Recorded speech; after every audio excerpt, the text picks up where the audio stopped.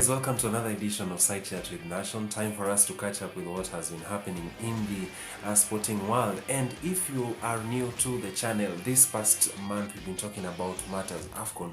We've been talking matters AFCON morning, evening, every single time of the day and the week. We've been talking about the AFCON tournament. Now, this past week, major games were played, and the following is just the results of some of the games that were played.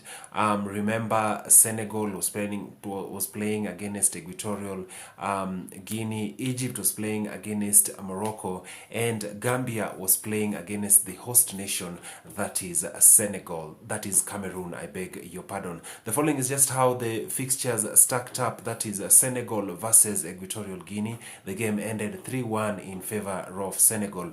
The other game was Gambia versus Cameroon. The game between Gambia versus Cameroon, the game ended 2-0 in favor of the Cameroonian side, who are the hosts of this year's tournament. The other game was between Morocco and Egypt. This is not the first time that these teams were playing against each other. Important to mention that they played against each other in their respective continental competitions. This particular one, Mohamed Salah and Trezeguet were the major stars of that particular game. So Egypt managed to beat Morocco 2-1. The other game was Burkina Faso versus Tunisia. And one solitary goal from the Burkina Faso side, that is Ouattara, was the defining goal of the match. This basically means that Burkina Faso are through to the next round of the competition. And joining me all the way from Ghana is my brother, that is Eugene Ofori Soti, who's a journalist in Ghana and also works with the EIB network. Eugene, welcome to Side Chat with the Nation. Welcome to Side Chat with Nation. Thank you for having me. Maybe as we are starting these whole conversations, maybe what are your reflections on the game between Gambia versus Cameroon? Was this a scoreline that you were expecting? Well, going into the game, it was a Davis versus Goliath affair. Cameroon at the time were, I think, the seventh best team in Africa, according to the FIFA Coca-Cola rankings. And then Gambia, I think, is the least ranked side in the AFCON. So it was one of the best teams against one of the least ranked sides. And it was about the best attack, the most potent attack against one of the teams with the best defense. At that point, Gambia had not considered any goal from open play. The only goal they had considered was against Mali, which was a penalty. And so Gambia was a spirited side led by head coach Tom Seifert, with Musa Barrow as their linchpin. And we could say they had punched above their weight. Going into the tournament, Tom Seifert, their coach, could not even name a starting 11 for his side because there were COVID issues. And so their players who were fit enough, who were supposed to play, had COVID issues. And so he was at a point he could not even predict where his side would get to. They beat Tunisia. They also managed to pull a draw against Mali, and they beat Mauritania, and that's how come they got here. They managed to beat Guinea, and that's when they got the real belief that they could do it. However, in the game against Cameroon, experience been handy for the Cameroonians because they struggled in the first half. Cameroon could not have clear-cut chances. The defense of the Gambians were resolute, they're resilient, and they made sure that Vincent Boubacar was silent throughout the first half. He had about 2 chances, and the goalkeeper, Boubacar Gaye, was up to the task. And in the second half, that's where experience came in handy. We saw Toke Kambi step up to the occasion. We saw Vincent Boubacar step up to the occasion. And once these two were in their elements, Gambia could not stop them. But for Gambia, this is a feat for them. They have achieved something they've longed for years. they've always lived in the shadows of Senegal. Senegal is their neighbors, and they have been the major football powerhouses in Africa, and so they have lived in the shadows of Senegal. They are now trying to carve a path for themselves in African football, and it's great for them. If you watch Serie sometimes, see some of their players. You would see Musa Barrow for Bologna. You see Omar Colley for Sampdoria. There's another Colley in Spezia. They've got some players in and around who are doing pretty well for their clubs. So this is sort of a stepping stone for Gambia. If you watch the under-20 AFCON that took place last year in Mauritania as well, Gambia took the bronze medal, which means this is not a fluke. This is a country that is taking steps towards achieving success in African football. And for them, this is not even the target. This is a learning experience for them. They are looking at making it to the 2026 World Cup, which will be held in the United States.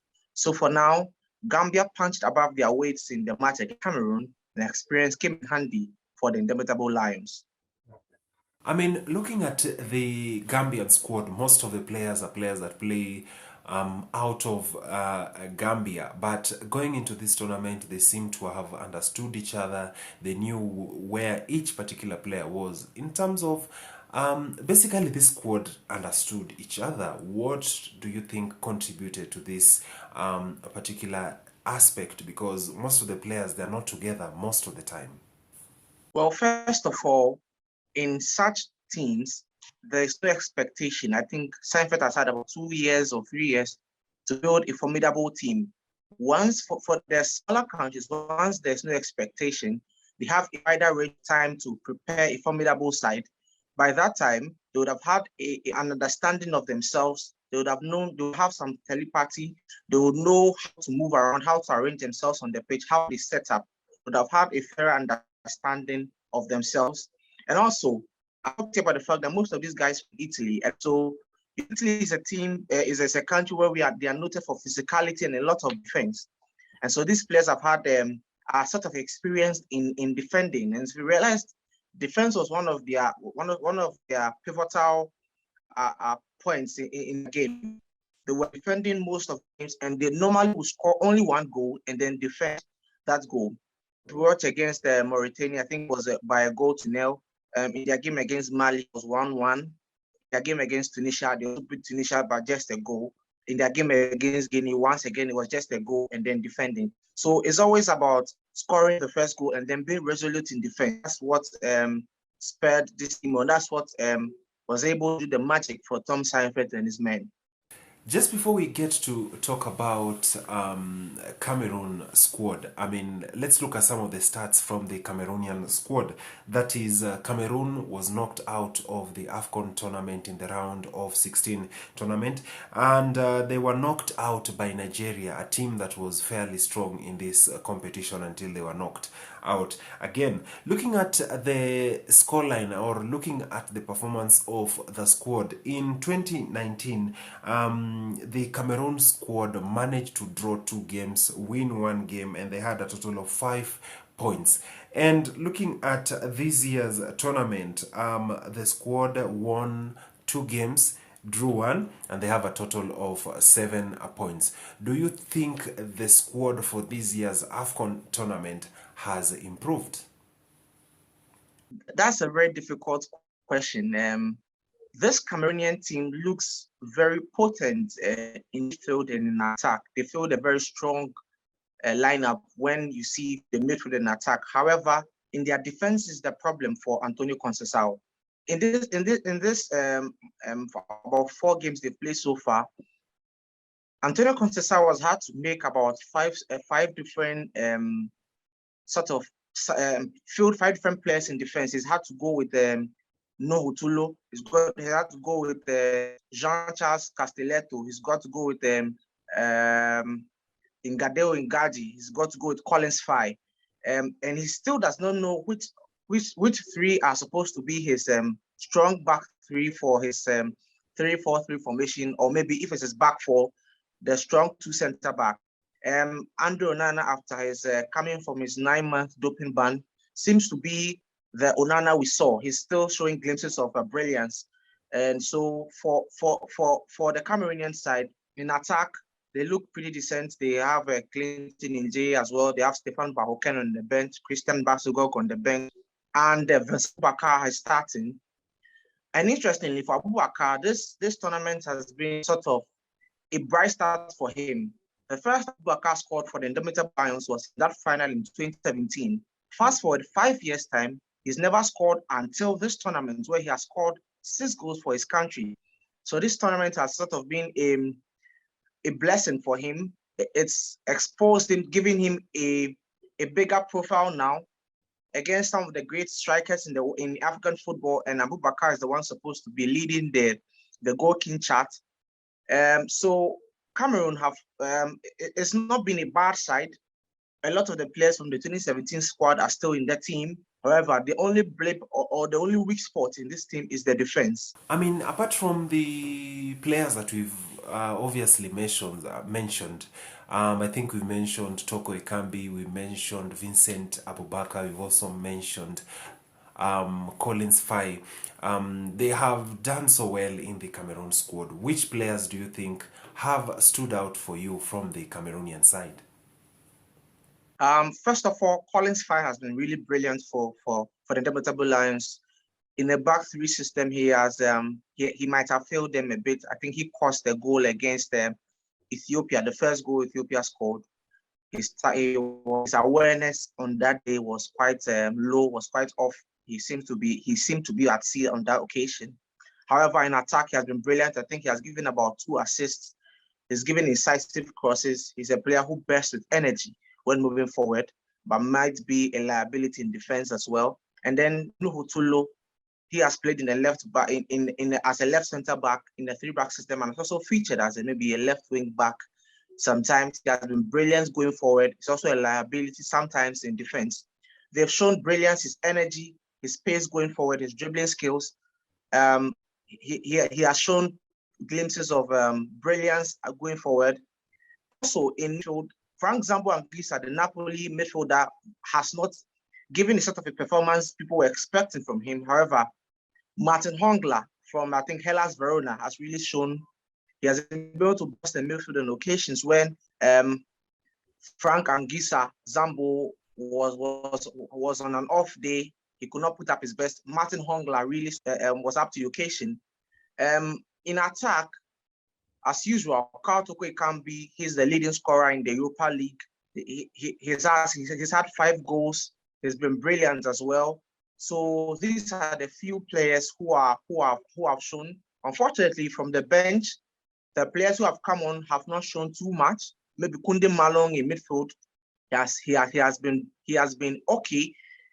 He has not been too brilliant. He has been okay when he has been given the chance as well. And then maybe Clinton in GA, in the few occasions he has come from the bench, he has shown glimpses of progress. At least he has put up a better performance than in Gameleo, who has been a regular at the right wing of the Cameroonian team. Now, Egypt is set to play against Cameroon in the semi-finals of the tournament. Just the following are just some of the stats that you need to understand about Egypt. Now, in 2017, Egypt were beaten by Cameroon in the final of the tournament, and Cameroon ended up winning the AFCON tournament. And in 2019, again, that is, the Egyptian squad was knocked out by South Africa out of the AFCON tournament. And now, looking at that particular squad, how do you think the Cameroon versus the Egypt game is going to go? Because apparently they are not new teams that are playing against each other. Well, Cameroon has the most potent attack. Karl Toko Ekambi and Vincent Abubakar combined have 11 goals. So going into this match, Cameroon maybe have an upper hand in terms of scoring goals, because for Egypt, in their first game, they lost to Nigeria. In their second game, they won by a goal to nil. In their third game, they won by a goal to nil. And then in their fourth match against the Ivory Coast, it was a goalless draw until they went to penalties and they won. So Egypt, and until maybe yesterday when they beat Morocco by 2 goals to 1. that was the first time they had scored 2 goals in a match in this tournament. So traditionally, from what you have seen so far from the Pharaohs of Egypt, they're not a team that scores much. And we've seen so far that the team tries to play to his strengths, trying to always feed the ball to Mohamed Salah. And that might have led to their undoing because it means the other strikers, Umar Mamouche, Mustafa Mohamed, and maybe sometimes Trezeguet will not have the ability and the capability and the area and the space to express themselves on the ball, because each time the Egyptians have the ball, it looks like they're always looking for an open for Mohamed Salah to do the usual, what he does at Liverpool, and it has not quite worked out for them.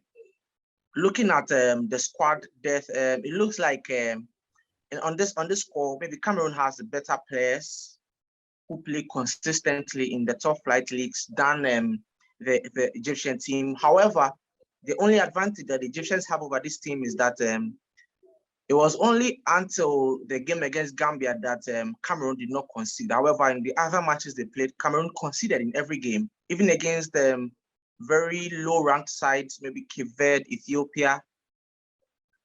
Still, the Debatable Lions conceded. But for Egypt, they conceded against Nigeria. They didn't concede against Guinea-Bissau. They didn't concede against Sudan. They didn't concede against the Ivory Coast. And they only conceded against Morocco. So if you're comparing the defense, it looks like Egypt have a better defense. They do not concede goals as much as the Cameroonians concede. And maybe one player who was at the heart of the defense for the Pharaohs of Egypt is Ahmed Hegazi. And unfortunately for him, yesterday, he limped off in the second half due to an injury he sustained. I think it was this hernia. And it looks like he might be a doubt. Maybe it's early days yet, but it looks like he may be a doubt for that game. We saw Mohamed Allah come on later on for him. And Egypt also has problems with their goalkeeping department. Mohamed El Shanawi, the goalkeeper who won them, the goalkeeper of the group stage, he was off. I think he was off with a hamstring. And they brought in a new goalkeeper, Gabaski, as well. He also got injured yesterday and had to bring on their third and final goalkeeper of the tournament. And so if Egypt might lose this game, it will be as a result of the absence of Hegazi and maybe their 2 first-choice goalkeepers. So that will, if Cameroon is to win this game, these are the things that will play out. However, for Cameroon themselves, I've spoken about their defense. They do not seem to have a stable defense, and they have shown clearly that on occasions where the midfield fails them, they really struggle. In Gadori Ngaji, Collins Fai, Nuhu Tulu, they struggle when they face potent attack. And so I would love to see how Mohamed Salah fares against them, because Salah has got a bit of pace. Omar Mamouche is good with long range shots. So how is this team going to fare against a team with a very energetic attack? Egyptian team has a very energetic attack, and maybe the Cameroons have a very physical defense. So I want to see how this Cameroonians will fare against a very energetic and pacey Egyptian attack. Do you think Cameroon as a country or as the host nation have pressure on them? Because look at this, the tournament is being held in their country, and there's expectations everywhere. I mean, we've not even spoken about the election of Samuel Eto'o into the FA of Cameroon. Do you think this particular team have a lot of pressure, and do you think it's going to work against them? Well, for host nations, always there's pressure. Pressure from the fans, pressure from politicians, pressure from the president. Most of the times, the politicians will make promises to their citizens that maybe this year we're going to win the tournament, and it puts some pressure on them. In Africa, we also see a lot of the time that wealthy businessmen and others would love to make promises to the team, monetary-wise, and maybe in cash and in kind sometimes. All this puts pressure on the team on the day. And so almost always in the situations where there's a host nation against another team, it's almost always as if the opponents rather have a better chance of winning, because the opponents have little or nothing to show for. However, the host nation has a lot of pressure, and I fear that might be their undoing. We saw the games against the Comoros where there was a lot of pressure on Cameroon, and they really nearly fumbled. If there was about maybe 5 minutes added, Cameroon might have fumbled and the game might have gone to extra time.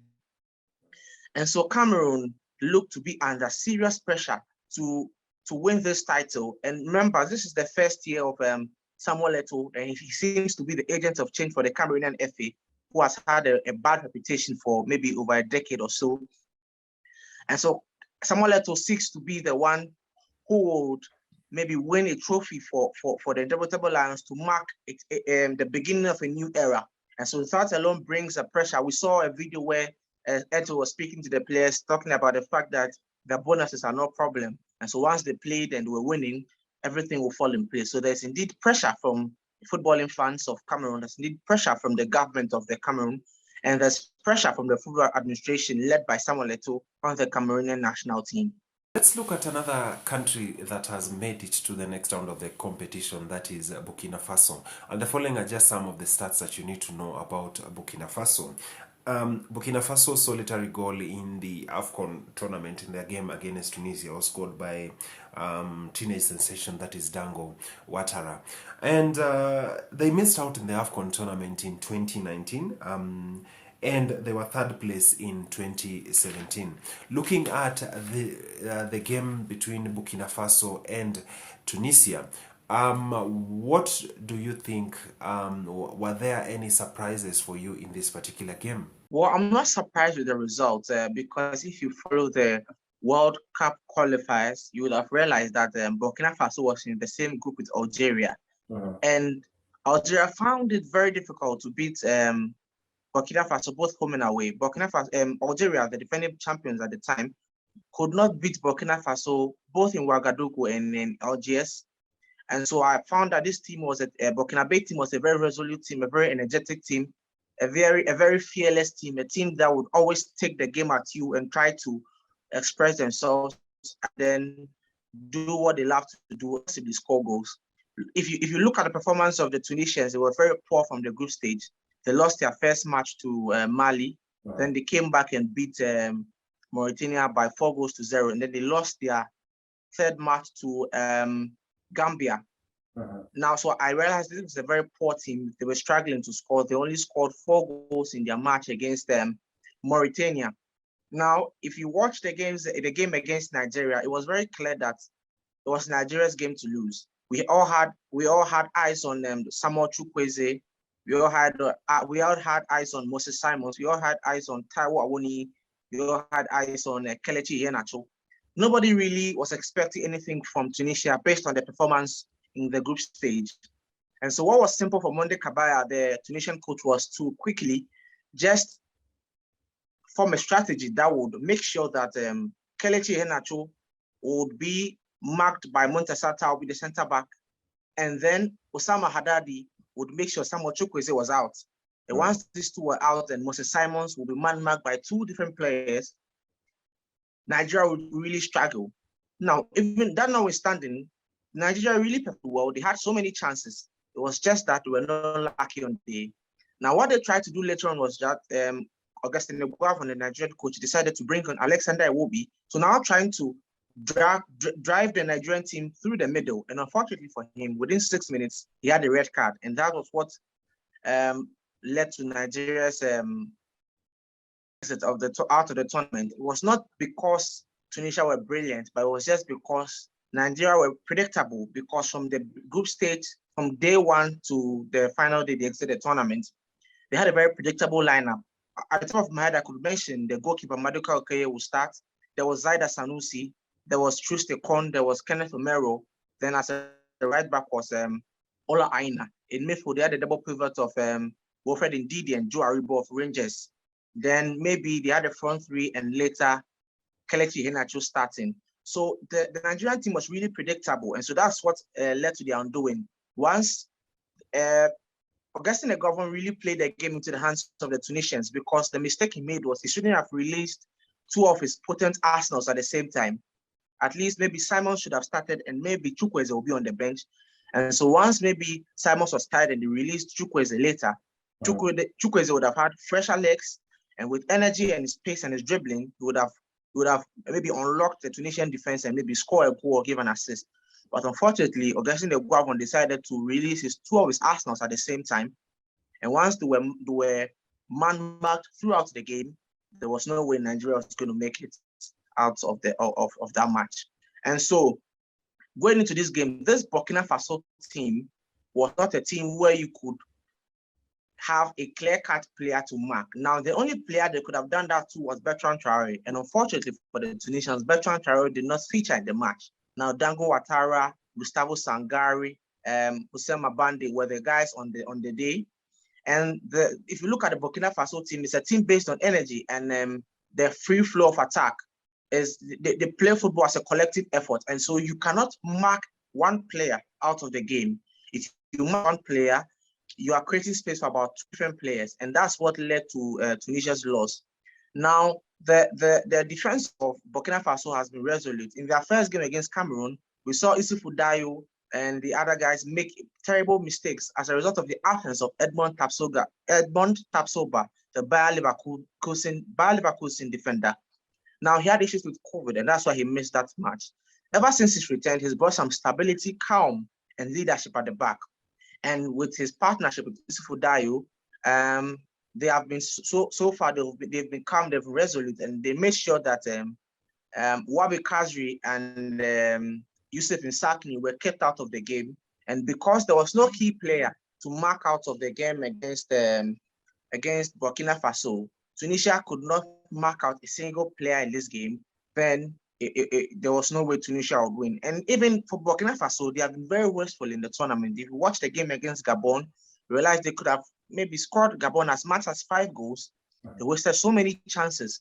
In their game against Tunisia as well, in the first half, they wasted about 3 clear chances before finally their player, Dango Ouattara, found the back of the net just about 2 minutes to the end of the first half. And so, generally, I even felt that Burkina Faso were wasteful. If not, they could have scored Tunisia by maybe 4-0. Now, let's look at the team that is going to be playing against Burkina Faso in the semi-final, that is Senegal. I mean, the following are just some of the stats that you need to know about Senegal. They are semi-finalists in 2019, and so far they've only scored 2. Just prior to them winning against Equatorial Guinea, they had only scored 2 goals, and these 2 goals were courtesy of penalty kicks. I mean, looking at a squad like Senegal, I expected more goals other than penalties. I mean, how do you think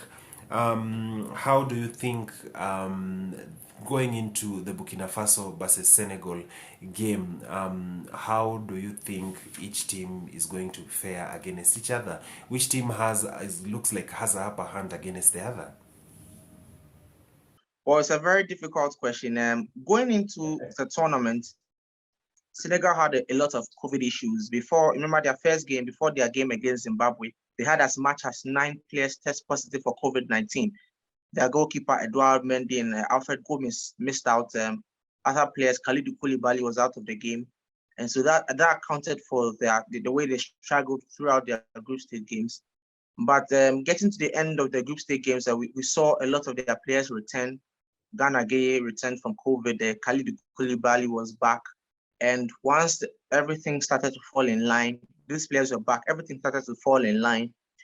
And the only thing about Aliou Cisse is this Senegalese team is a team that has not lacked talent. Senegal historically is a country that have always possessed great footballing talent. Remember the days of El Hadji Diop, Falilou Khadija, Aliou Cisse himself. They've got great players. They've got so many players. Remember in 2002 in the AFCON, where they lost in the final. They also made it to the quarterfinals of the World Cup. So Senegal has been one of the major powers of African football. However, they have nothing to show for it. They've not even won an African Cup before. And so Aliou Cisse is a coach that's going into this tournament. A lot of even the Senegalese team, his Senegalese teammates he played with back in the day, Khalilou Fadiga and El Hadji Diop, have questioned his tactics and his essence as a coach. Then they've made statements to the effect that if the Senegal is not able to do this AFCON title, he should be sacked or he should be relieved of his duties. And so there's much pressure on Aliou Cisse to deliver. Also, they are lacking the services of Crépin Diatta, the Monaco midfielder. He was one of the players who offered a lot of defensive. He could give them defensive duties as well. And then he was one of those creative players they needed. He gave them the creative spark in the middle of the park. And that's what they are lacking in this tournament. That is what is accounting for the goal drought, in the seeming goal drought in this Senegalese team. You could see sometimes Coach Aliou Cisse would arrange a very mechanical, defensive-oriented, defensive-minded midfield of maybe Idrissa Gana Gueye, Sheku Kouyaté, Nampalys Mendy. These players are not players who ordinarily would give you any attacking impetus. They're always going to be defensive-minded players.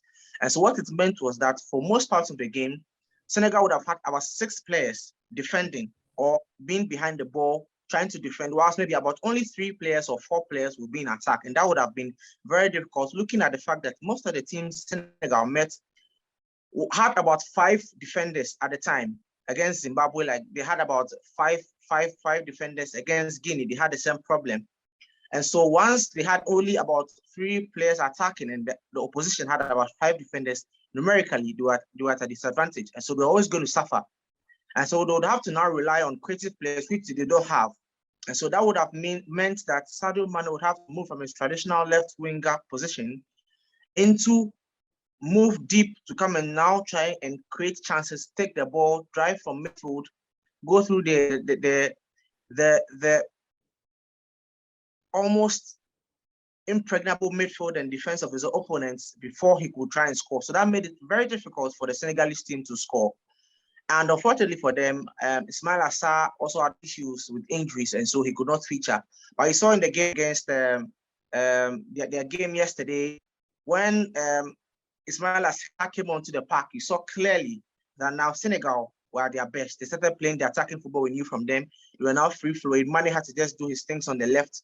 Famara Diodou was also the striker in the middle. And once Ismail Assar was around, once everyone was doing his duties, Senegal was bound to score. And so with the addition of Ismail Assar, Senegal looked to be at their best. They can now arrange their potent, very strong starting 11 and look a stronger side against the Burkina Faso. For Burkina Faso, it looks like they'll be without the services of Dango Ouattara. Quite interestingly, in Tunisia's matches, in about 2 or 3 of their matches, the opponents have had red cards. In the game against Gambia, Gambia had a red card. In the game against Mali, the Malians had a red card. Now in the game against Burkina Faso also had a red card against Tunisia. I don't know if it's a playing style of the Tunisians, but always the Tunisians are very crafty in making sure that the opponents have red cards. And so as a result, Dango Ouattara will miss the match against against Senegal. If you look at the Burkinabe team, he has been a breath of fresh air in this team. He has been a revelation. He just signed his contract, his first professional contract with Lorient in the Ligue 1 this year. And so you saw what that goal meant for him. This last 2 games he has been really superb for the Stallions. Remember the game against, he gave the assist to Bertrand Traoré before he scored in their last 2 games. And then he scored the goal in their last game. And so Dango Ouattara will be sorely missed by this Burkinabe team. And so now it will rest on their skipper, Bertrand Traoré, the Aston Villa man, to step up to the occasion like he did in their last 2 games, their previous 2 games in which he featured. He would have to step up to the occasion. And looking at this Senegalese team, it looks like their fullbacks are not a problem. Bouna Sarr and Sis are really solid at both flanks. However, their center back pairings of Khalidou Koulibaly and Abdou Diallo is where can lead to their undoing. I think Abdou Diallo is the weak link in the Senegalese team. We realized in their game against Equatorial Guinea yesterday, Equatorial Guinea had so many chances where they could have scored and maybe possibly taken the game to extra time. And so once Bertrand Traoré is a player that loves to get the ball from the right wing, try and cut in, try to express himself, try to do a lot of take-ons, try to dribble around. Once he's swift to the ball, he has a decent dribbling. He would have a field day around, and I think it would be a match where both goalkeepers, Hef Kofi for the Burkinabes and Edouard Mendy for the Senegalese, would have to put up their A game, and they might determine how the game will go. Maybe as we wrap up this conversation, Eugene, there was a questionable decision courtesy of a VAR, that is when Koulibaly touch the ball with his hand, or people can say it was an accident in the penalty box, and the referee opted not to give a penalty kick. Do you think that particular incident should have resulted in a penalty kick for Equatorial Guinea? Primarily, the first question we need to ask is, was Koulibaly's hand in a natural position? If you realize, experienced defenders, when they are going when they are in their box, because of how unpredictable football can be, you always see them put their hands behind their back. It's not for nothing, or it's not for no reason that we see that experienced defenders, when they are in their box, put their hands behind their back, so as not to create any opportunity or any room for any opponent to try and cause a penalty.